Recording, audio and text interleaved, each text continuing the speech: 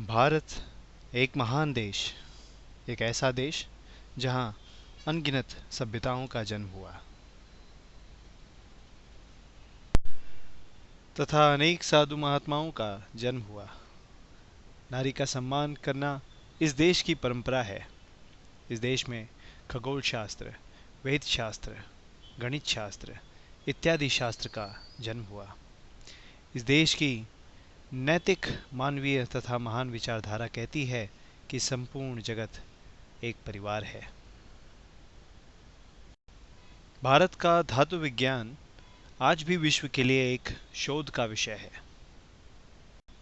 भारतीय विमान शास्त्र विज्ञान के अनगिनत रहस्यों को उजागर कर रहा है। भारतीय ग्रंथों में पृथ्वी के दुर्लभ तथा अन्य ग्रहों व ब्रह्मांड के रहस्यों का भी वर्णन मिलता है। 17वीं शताब्दी तक भारत हीरे तथा अन्य रत्नों का एकमात्र स्रोत था। हजारों वर्ष पुरानी भारतीय समाज व्यवस्था व कृषि व्यवस्था का वर्णन हम इतिहास में कई बार देख चुके हैं। एक सशक्त समाज व्यवस्था, खेती के लिए उपयुक्त तापमान, हजारों वर्षों से उन्नत जीवन के कारण भारत में सर्वोच्च मानवीय जीवन मूल्यों का जन्म हुआ। ऐसे धर्म का जो प्रकृति के अनुरूप है, पालन होने लगा। भारत में पृथ्वी ही नहीं अपितु ब्रह्मांड के धन संपत्तियों का वर्णन है। वेद जो कई बार अलग अलग रूप में ऋषियों द्वारा प्राप्त हुए, उसे गुरुकुल के द्वारा प्रसारित किया गया। संस्कृत में वेद का अर्थ ज्ञान होता है। वेदों को लिखा नहीं जाता था क्योंकि वेदों का अर्थ 4 स्वरूपों में होता है। प्रथम शाब्दिक, जो लिखा, सुना या बोला जा सके, तथा अन्य 3 स्वरूप गुप्त होते हैं जिन्हें गुरुकुल द्वारा शिष्यों को प्रदान किया जाता था। वेदों का ज्ञान अथाह है, जिसमें प्रकाश की किरण को एक अणु से निकलने के सूक्ष्म समय से लेकर ब्रह्मा के संपूर्ण जीवन काल तक का विस्तृत वर्णन है।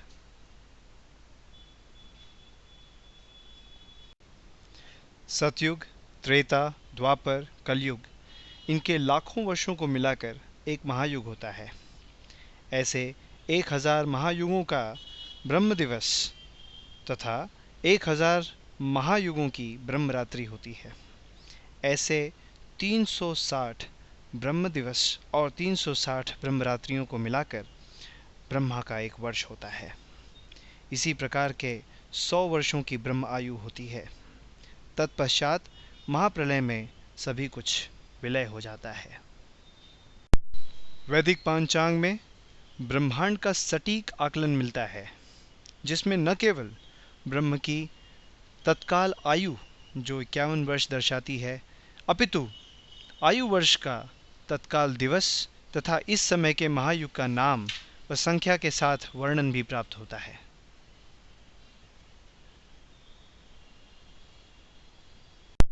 ऐसे अनगिनत ब्रह्मा और उनके ब्रह्मांड भगवान श्री कृष्ण के गोधाम से संचालित होते रहते हैं।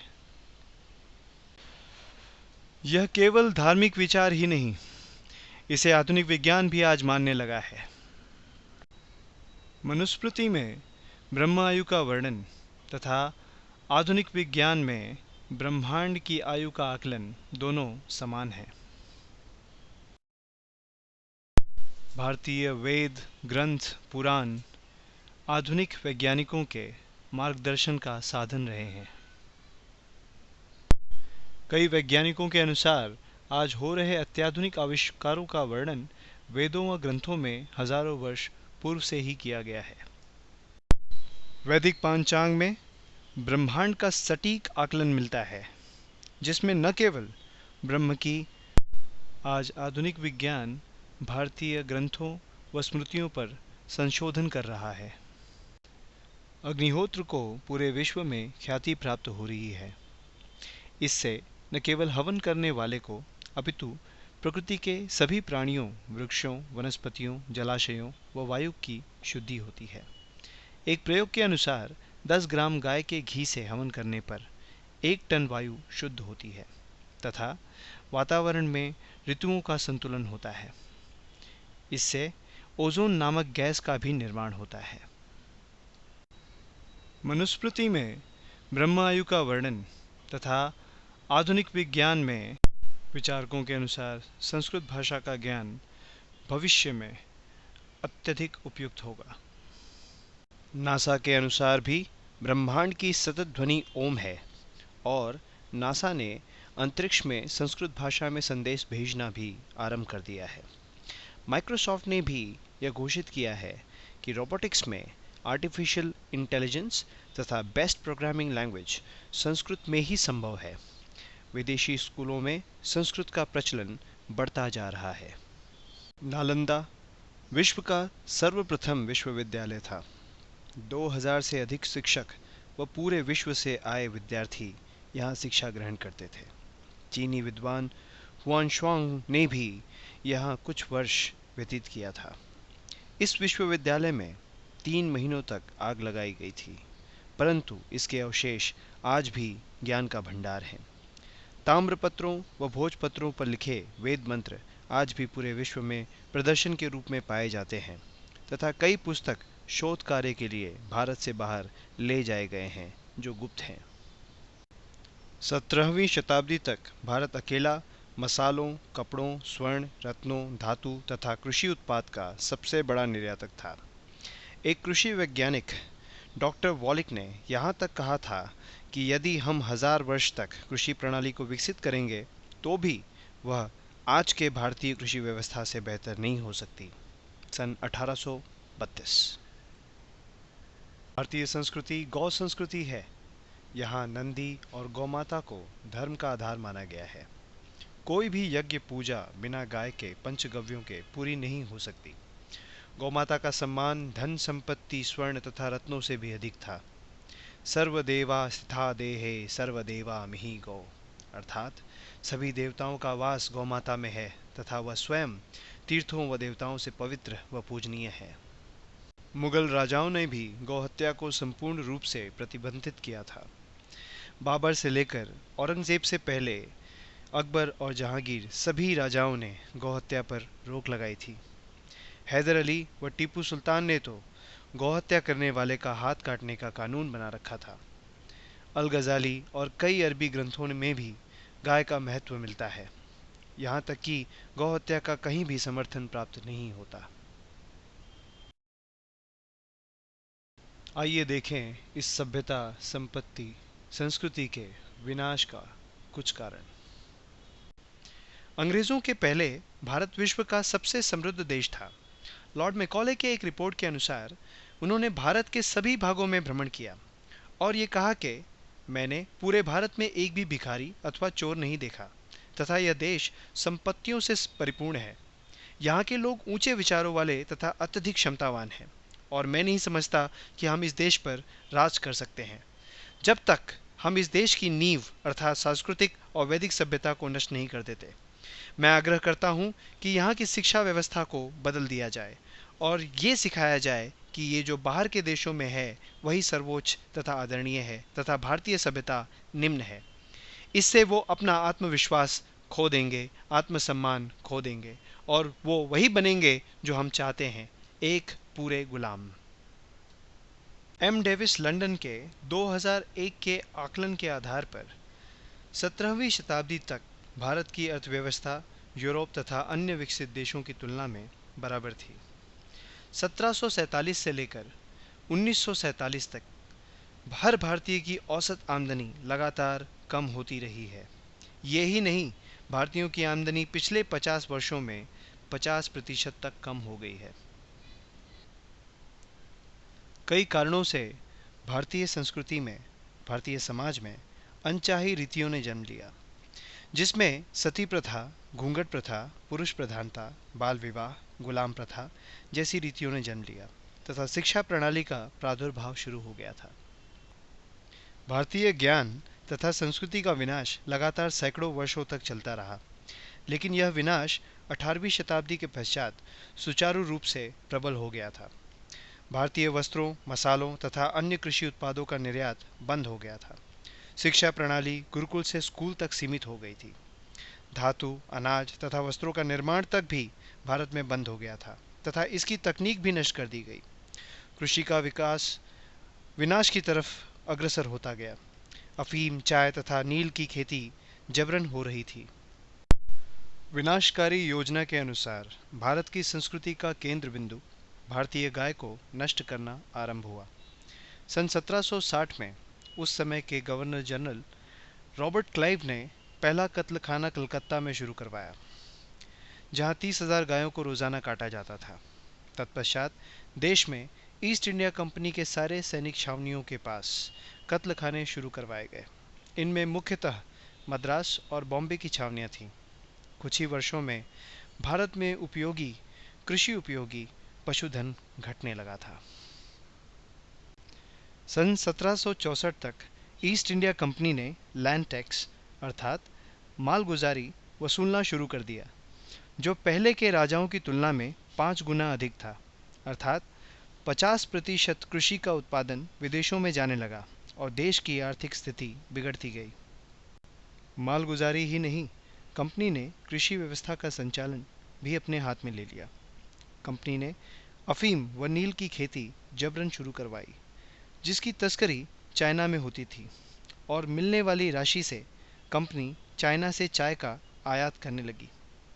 इन फसलों को कंपनी कैश क्रॉप अर्थात नकदी फसल कहती थी।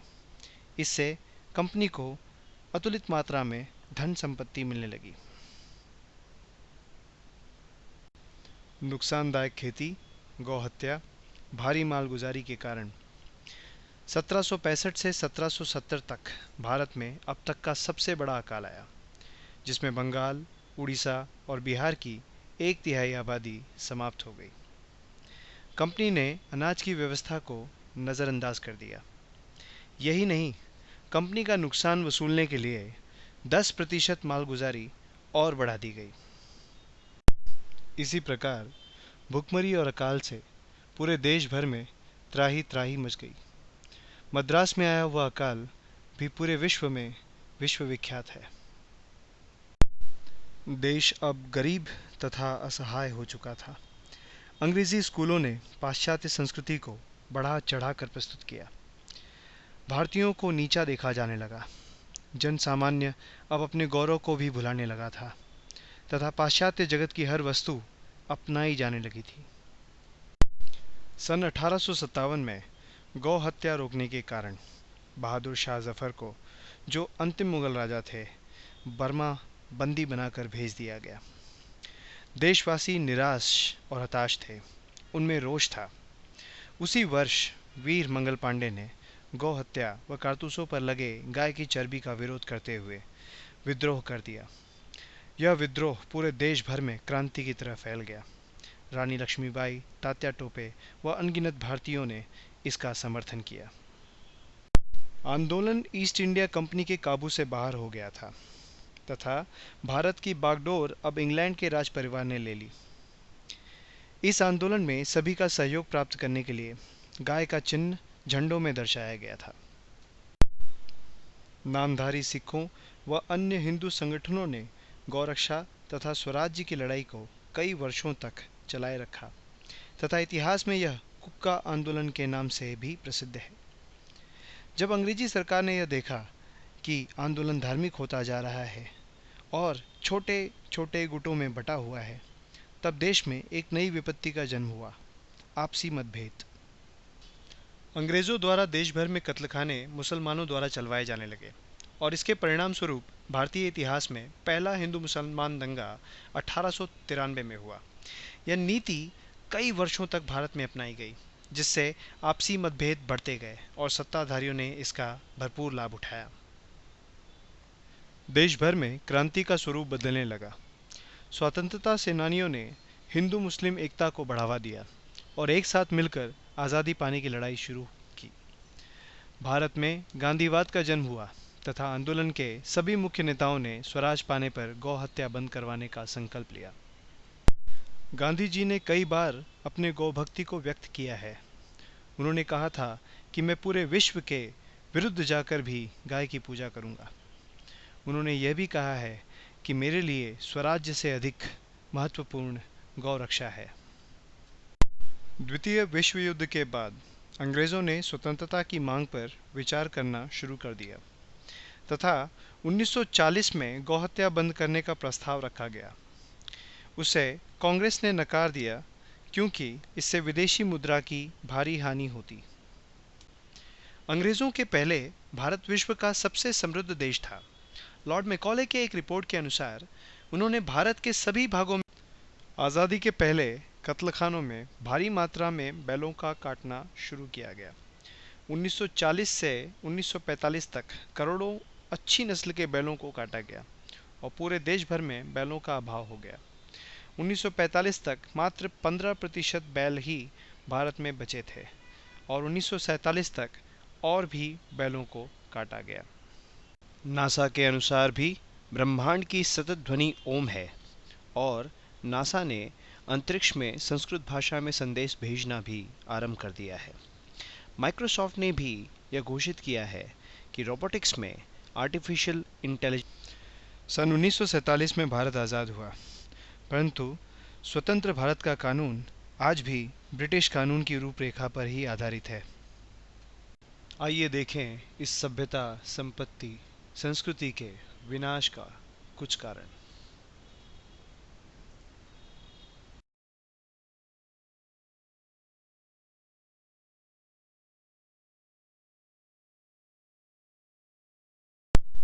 दिसंबर 1950 में केंद्र सरकार के एक पत्र के अनुसार सभी राज्य सरकारों को आदेश दिया गया कि कत्लखाने बंद होने से भारत के निर्यात व्यापार पर बहुत बड़ा संकट आ सकता है तथा इसे बंद न किया जाए।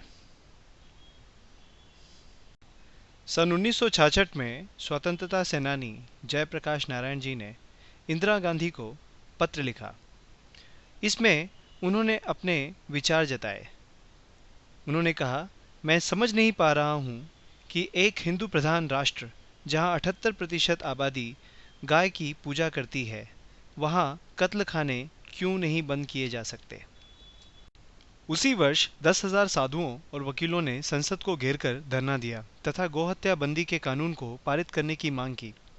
क्योंकि यह संसद की सुरक्षा का प्रश्न था, उन साधुओं पर गोलीबारी भी की गई तथा अनेक साधु मारे गए। इसके बाद महात्मा रामचंद्र वीर ने 166 दिनों तक भूख हड़ताल अनशन शुरू किया। सन 1947 में भारत आज़ाद हुआ, परंतु स्वतंत्र भारत का कानून आज भी ब्रिटिश कानून की रूपरेखा पर ही आधारित है।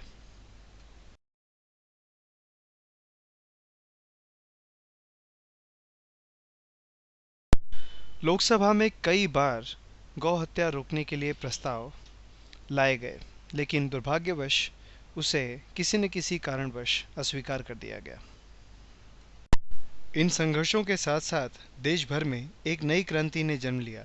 आइए श्वेत तथा गुलाबी क्रांति को समझें। सन 1950 तक बैलों की बड़ी मात्रा में लुप्त होने तथा अच्छी प्रजातियों के समाप्त होने के कारण भारत में दुग्ध उत्पादन पर बड़ा भारी असर हुआ था। इसी कारणवश एनडीडीबी ने 1970 में श्वेत क्रांति का नारा दिया तथा जर्सी व होल्स्टन फ्रीशियन नामक संकरित प्रजातियों को भारत लाया गया। इन प्रजातियों की दुग्ध उत्पादन क्षमता अधिक थी। देश भर में क्रांति का स्वरूप बदलने लगा। स्वतंत्रता सेनानियों ने हिंदू मुस्लिम एकता को बढ़ावा दिया और एक साथ मिलकर आज़ादी पाने की लड़ाई शुरू की। भारत में गांधीवाद का जन्म हुआ तथा आंदोलन के सभी मुख्य नेताओं ने स्वराज पाने पर गौ हत्या बंद करवाने का संकल्प लिया।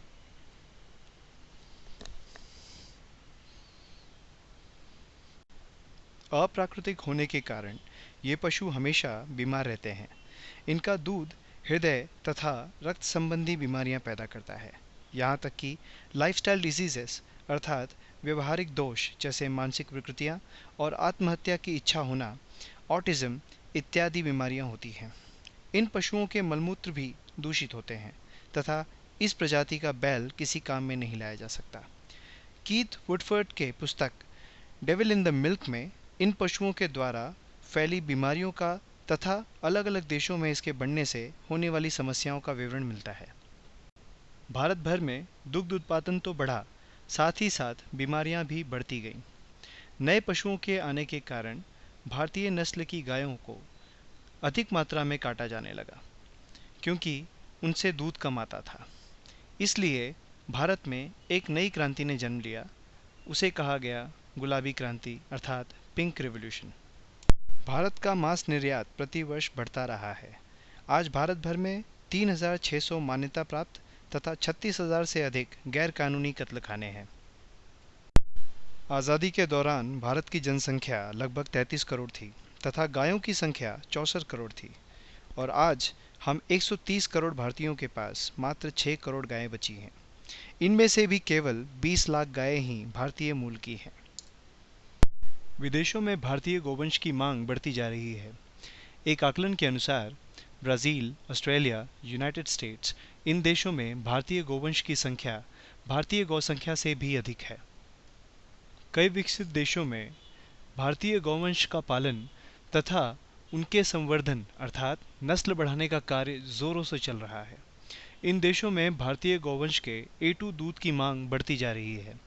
आज परिस्थिति यह है कि भारत में विदेशों से प्रजनन के लिए सीमन मंगाए जाते हैं, क्योंकि अच्छी प्रजाति के बैल भारत में नहीं बचे। भारत में हाइब्रिड पशुओं की संख्या बढ़ती जा रही है। भारतीय दूध निर्यात बहुत ही बुरी स्थिति में है, लेकिन सन 2014 में भारत विश्व का सबसे बड़ा मांस का निर्यातक बन चुका है। आइए देखें कि विश्व का सबसे बड़ा उत्पादन करने वाला देश आज विश्व का सबसे बड़ा ग्राहक कैसे बना।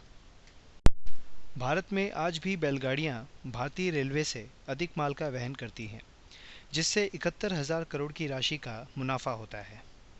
इन बैलों की संख्या आवश्यकता के अनुपात में केवल 5% ही बची है।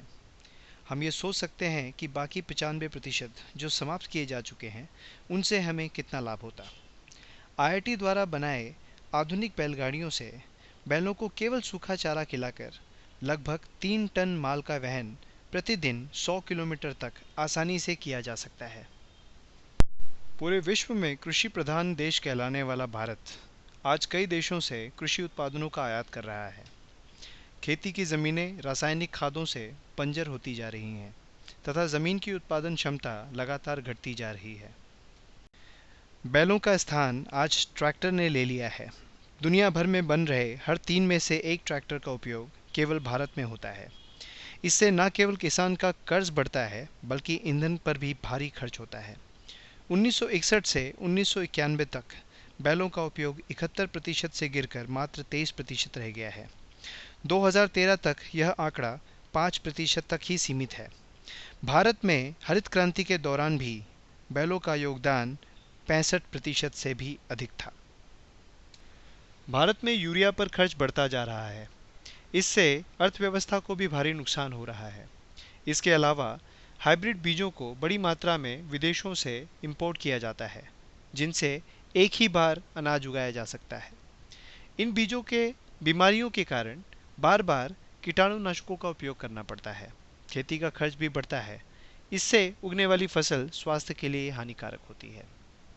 खेती के लिए आवश्यक बन चुके इन रसायनों को किसानों तक पहुंचाने के लिए सरकार को भारी मात्रा में सब्सिडी देनी पड़ती है, और उससे भी अधिक इन रसायनों से होने वाली बीमारियों पर खर्च हो रहा है। भारतीय किसान बीमार, कमज़ोर और लाचार होता जा रहा है। ये रसायन जेनेटिकल डिसऑर्डर अर्थात आनुवंशिक रोगों को भी जन्म देते हैं, जो पीढ़ी दर पीढ़ी समाज में फैलती जा रही है। आज हमारे भोजन में लगभग हर चीज़ मिलावट का शिकार है। फल, सब्जियां, अनाज, तेल, दूध सभी मिलावट अथवा संकरण के चपेट में आ गए हैं। कत्लखानों से निकलने वाले हड्डियों व चर्बी का तेल रिफाइंड करके बेचा जा रहा है। लगभग सभी पैक्ड फूड में इनका इस्तेमाल होता है। फ्लेवर इन्हेंसर से लेकर प्रिजर्वेटिव्स सभी में अत्यधिक हानिकारक पदार्थों का उपयोग होता है। इनमें से कई मांस या चर्बी से बने होने के बावजूद ग्रीन लेबल अर्थात शाकाहारी भोजन के रूप में बेचा जाता है। भारत में 90% दूध या तो हाइब्रिड, जर्सी या HF का A1 दूध होता है, या ऑक्सीटोसिन इंजेक्शन वाला भैंस का दूध होता है, और या फिर यूरिया, साबुन अथवा रसायनों से बना दूध बेचा जाता है। टाइम्स ऑफ इंडिया के एक रिपोर्ट के अनुसार मुंबई जैसे शहर में भी 45% मिलने वाला दूध मिलावटी होने की संभावना है। दिल्ली में यह आंकड़ा 70% तक हो सकता है। भारत में बेची जाने वाली कई दवाइयाँ पूरे विश्व में बैन अर्थात निषिद्ध हैं। डॉक्टर्स तथा वैज्ञानिकों के अनुसार यह दवाइयाँ लकवा, कैंसर, अंधापन तथा अन्य जानलेवा बीमारियों को जन्म देते हैं। मुगल राजाओं ने भी गौहत्या को संपूर्ण रूप से प्रतिबंधित किया था। बाबर से लेकर औरंगजेब से पहले अकबर और जहांगीर सभी राजाओं ने गौहत्या पर रोक लगाई थी। हैदर अली व टीपू सुल्तान ने तो गौहत्या करने वाले का हाथ काटने का कानून बना रखा था। अल गजाली और कई अरबी ग्रंथों में भी गाय का महत्व मिलता है, यहाँ तक कि गौहत्या का कहीं भी समर्थन प्राप्त नहीं होता।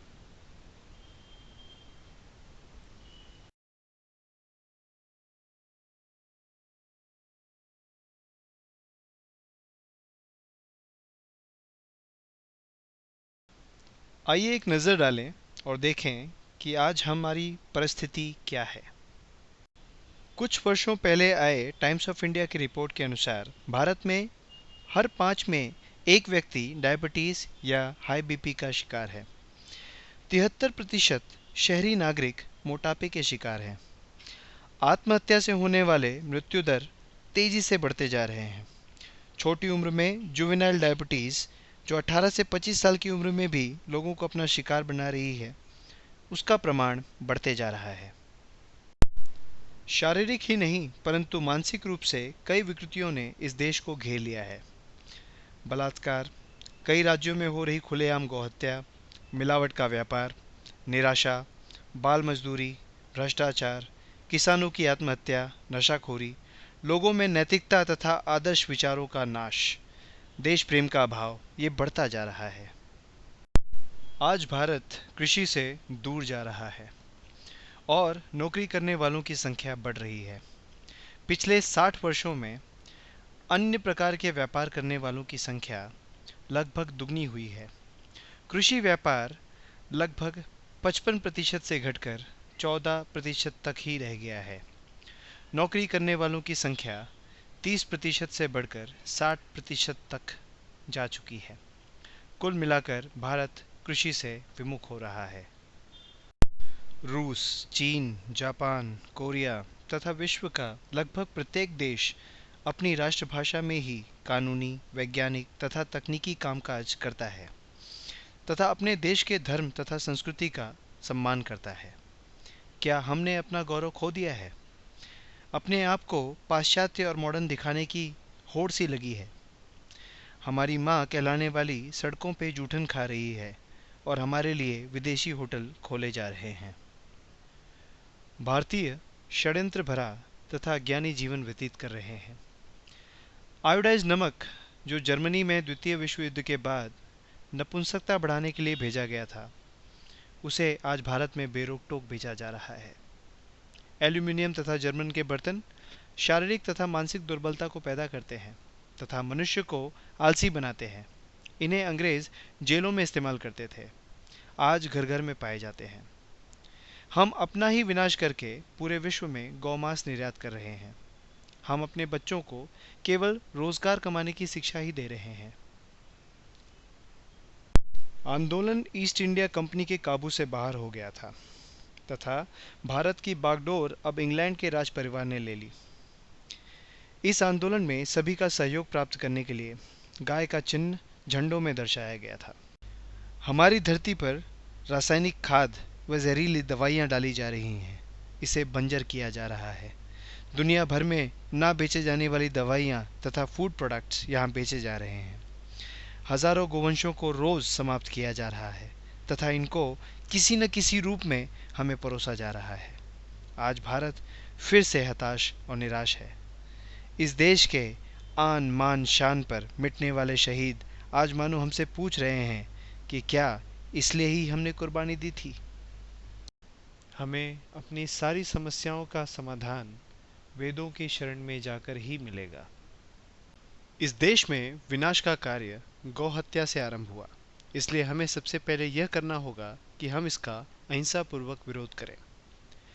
जिन चीज़ों का विनाश किया गया है वो हैं भारतीय वैदिक कृषि, शिक्षा प्रणाली, सभ्यता तथा संस्कृति का पूरा ज्ञान तथा उसका सम्मान, आपसी प्रेम, निर्माण की तकनीक, निर्यात व्यापार, आत्मीय, मानसिक तथा शारीरिक स्वास्थ्य, इन सभी चीज़ों को केवल गौपालन के आधार पर तथा उसकी सहायता से प्राप्त किया जा सकता है। वेदों का ज्ञान अथाह है, जिसमें प्रकाश की किरण को एक अणु से निकलने के सूक्ष्म समय से लेकर ब्रह्मा के संपूर्ण जीवन काल तक का विस्तृत वर्णन है। जिसके पास गाय है उसके पास माय है। बाल्यावस्था में माता अपने बच्चे को कुछ वर्षों तक ही दूध पिलाती है, परंतु गाय मनुष्य को बचपन से बुढ़ापे तक वही सुख देती है। पौराणिक मान्यताओं के अनुसार समुद्र मंथन के दौरान जो 14 रत्न प्राप्त हुए, कामधेनु उनमें से एक रत्न है। धार्मिक ही नहीं, सामाजिक आर्थिक मान्यता के अनुसार भी गाय अपने आप में एक रत्न है। किसी व्यक्ति की समृद्धि का आंकलन उसके गौवंश से ही किया जाता था। गौ धर्म, अर्थ, काम, मोक्ष चारों की दाता है, इसलिए कामना पूरक कल्पवृक्ष की भांति गौमाता को कामधेनु भी कहा गया है। घर के द्वार पर गाय की उपस्थिति सौभाग्य का सूचक मानी गई है। ब्रह्मांडों व वेदों से परे सभी ब्रह्मांडों के स्वामी भगवान श्री कृष्ण ने भी श्रीमद् भागवत में कहा है कि गाय को चारा देने व उसका देखभाल करने तथा उनसे आदर व प्रेम पूर्वक व्यवहार करने में ही मेरी सर्वोपरि भक्ति है। देश भर में क्रांति का स्वरूप बदलने लगा। स्वतंत्रता सेनानियों ने हिंदू मुस्लिम एकता को बढ़ावा दिया और एक साथ मिलकर आज़ादी पाने की लड़ाई शुरू की। भारत में गांधीवाद का जन्म हुआ तथा आंदोलन के सभी मुख्य नेताओं ने स्वराज पाने पर गौ हत्या बंद करवाने का संकल्प लिया।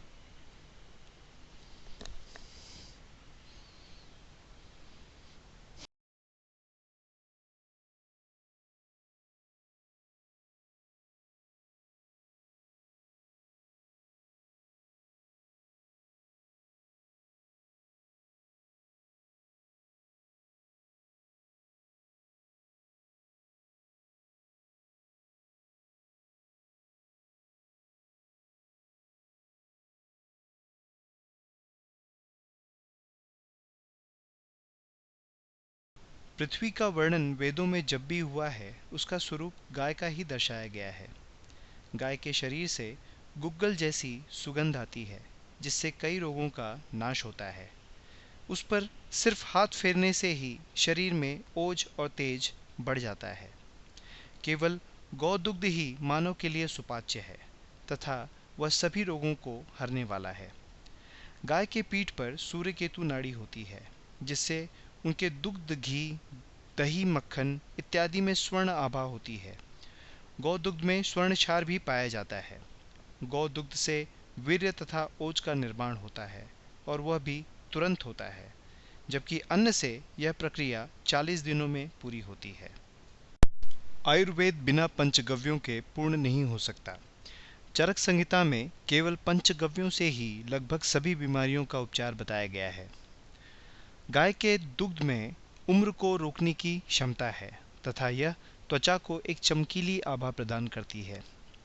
महिलाओं में छाती तथा त्वचा के कैंसर में गौदुग्ध प्राकृतिक उपाय है। यह हृदय रोगियों में कोलेस्ट्रॉल को घटाता है। गौदुग्ध डायबिटीज़ तथा लाइफस्टाइल डिजीजेस अर्थात व्यवहारिक बीमारियां, यहाँ तक कि ऑटिज्म को भी ठीक कर सकता है। गौदुग्ध सर्वोत्तम प्राकृतिक एंटीऑक्सीडेंट माना गया है।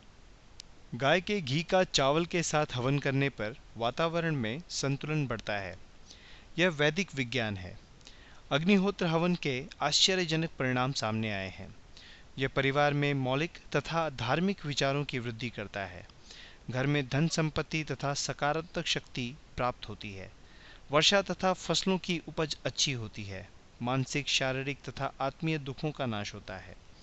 हवन की ही भांति घी का सेवन करना अत्यधिक स्वास्थ्यवर्धक होता है।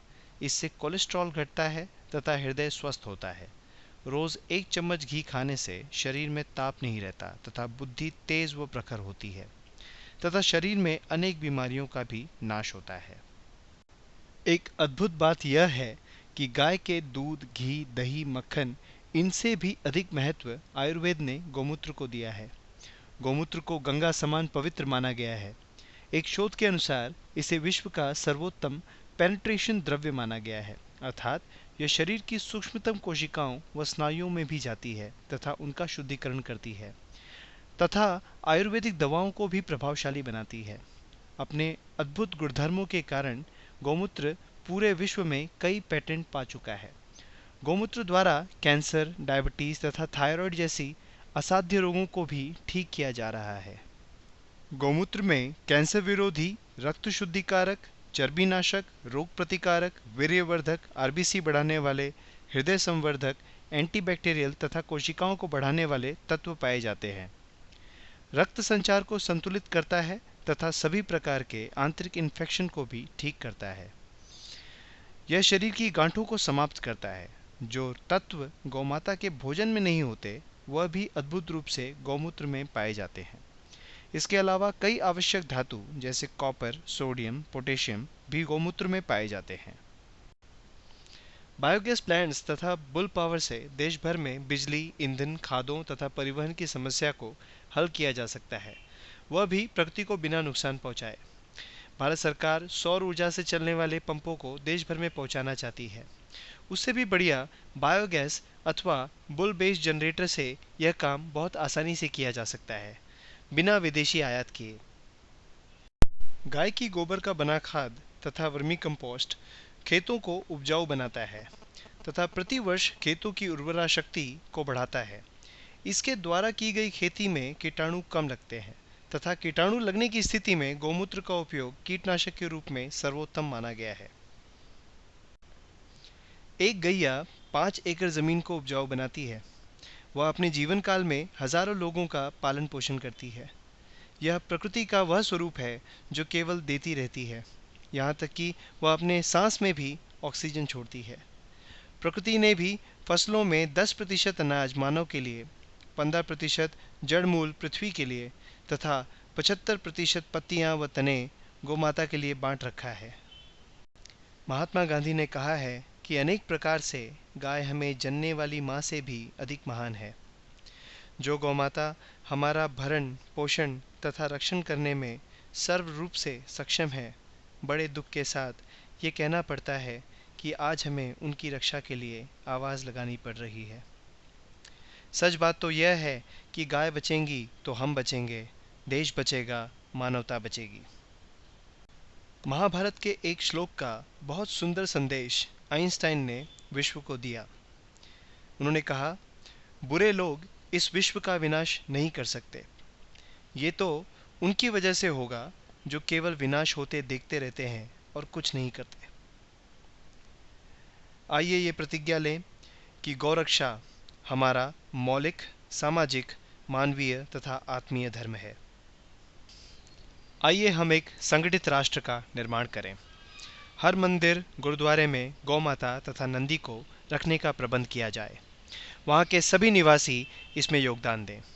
केवल देसी गौवंश को ही बढ़ाया जाए ताकि बीमारियों से भरे भारत में भेजे जा रहे पशुओं का आयात व संवर्धन बंद हो सके। अपनी आमदनी का एक हिस्सा धर्म तथा दान के काम में लगाएं तथा ये अवश्य जान लें कि वह धन सही जगह उपयोग में किया जाए। स्वदेशी व खादी कपड़े पहनें तथा अपने आसपास के लोगों के साथ मिलजुल कर महीने में कम से कम एक बार संगीत, वेद पाठ, बच्चों के लिए सत्संग रखें। अपने आसपास चल रहे कत्लखानों में ध्यान दें व गोहत्या का मिलकर विरोध करें। आइए हम सब एक हो जाएं। लोगों को जागरूक करने के लिए रोज सवेरे 3 बार शंख का नाद करें। जब तक यह नाद घर घर से नहीं आता तब तक हम सशक्त तथा स्वस्थ भारत का निर्माण नहीं कर सकते। अपने राज्य के कम से कम वर्षा वाले स्थानों को ढूंढकर वहाँ के किसानों की मदद करें, क्योंकि वहाँ के किसान मजबूर होकर अपना गौवंश बेच रहे हैं। इसके लिए उस इलाके की गौशालाओं की भी मदद कर सकते हैं। अपने पास की गौशाला में कम से कम महीने में एक बार गौ सेवा अवश्य करें, चाहे वह गौ के लिए चारा उगाने का काम हो या गोबर उठाने का। करके देखिए, बहुत आनंद आता है। अपने परिवार में गौ महत्व बताएं। बच्चों को गाय का दूध, घी पिलाएं और गोबर से बने धूप बत्ती जलाएं। गौमूत्र से बने गौ अर्क का रोज सेवन करें। सप्ताह में कम से कम एक दिन अग्निहोत्र करें। इन सब से केवल आपके परिवार का ही नहीं, पूरे भारत का तथा विश्व का कल्याण होगा और वसुधैव कुटुंबकम की हमारी विचारधारा चरितार्थ होगी। वंदे गौ मातरम।